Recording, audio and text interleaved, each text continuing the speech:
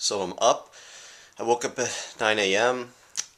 Just kind of a little late, but I did wake up three times during the night. The first time I ended up sitting up and meditated for about 30 minutes. Then I kind of gave up, but hoping that increases every day, more than maybe 40 minutes next time, things like that. And I woke up about 9, and now I'm going to eat breakfast. So, alright. Got a new shipment from Amazon. Two books. One is the William Buhlman's The Secret of the Soul. I actually met this guy at the Monroe Institute, which is pretty awesome. He was actually taking it as a student to check out what hemisync was. So I'm very excited about that. I believe this book would tell you a lot of techniques and how to get out of body. The next book is Robert Bruce, Energy Work. I was recommended it by my friend Clarice, and she said she was able to get an out-of-body experience using this book, and as well as the companion CD series. So this one is a little different from Hemisync because this is specifically for out-of-body experiences. And it contains, what is that, six CDs? And over different kind of topics, so that's really cool. So I'm going to get started on this today and put a halt on my other stuff because I think this is something I should get, put a focus on immediately. So there it is. So every morning I eat Ezekiel cereal, cinnamon raisin. So you check this out. This is very, very good cereal. It has all sprouted organic grains and a lot of different kinds. And it came from me starting eating Ezekiel bread, which my friend Tiny recommended. The actual recipe comes from the Bible. And if you notice up there, I've got a ton of them up there. They have really good deals on Amazon on them, so I ended up stacking it up at half the price you get it at Whole Foods. So, and then I combine it with organic almond milk. I usually make my own almond milk, but I'm going to be leaving in a couple of weeks, so I don't want to order that many more almonds. So, alright, here I go. And here's my arrow garden. It's been up for about a month now, and she's coming up pretty well.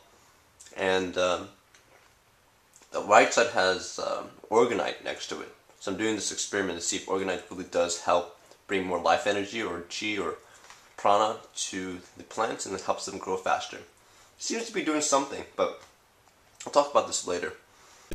So I just watched the movie Contact again.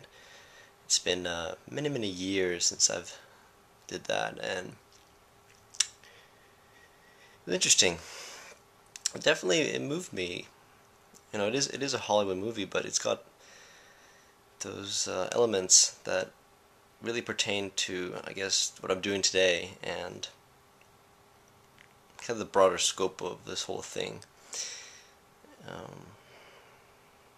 How Jodie Foster deals with the whole idea that she had an experience, right? And that was real, but how hard it is to, convey that experience to others. People just have to either believe it or not, right? And this is kind of the dilemma of somebody who does this, and it reminds me of people who have out-of-body experiences because it's not like they can just push that experience to others. Well, not just yet, right? So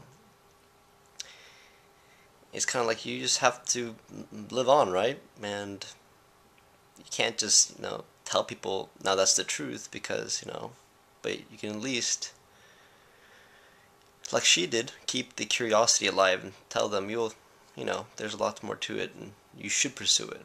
So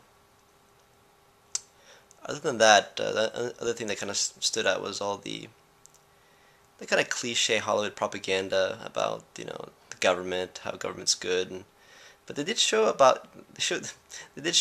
there's a man behind the government that's more powerful than the government. They can pull strings more than the government, and they did. And so that was really interesting. So they're basically showing you that government isn't the most powerful thing, and money can manipulate government. Other than that, I think that's all the major comments I really have. But yeah, I really enjoyed it. You should definitely watch it. And maybe I'll watch it again.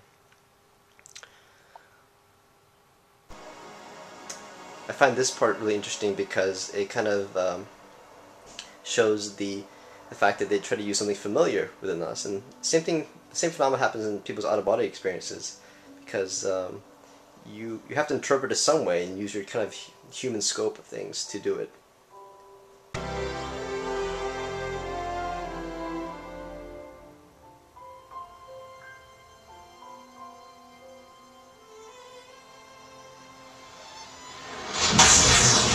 And one last thing, so the capsule goes down, and people outside think it just failed and went right through it, and and it also that basically shows a very important concept of time. That we believe time is such an important and real thing for us, but really, in reality, time could be very different than we can ever realize, and there's possibilities of places of no time. So, just wanted to kind of highlight that thing.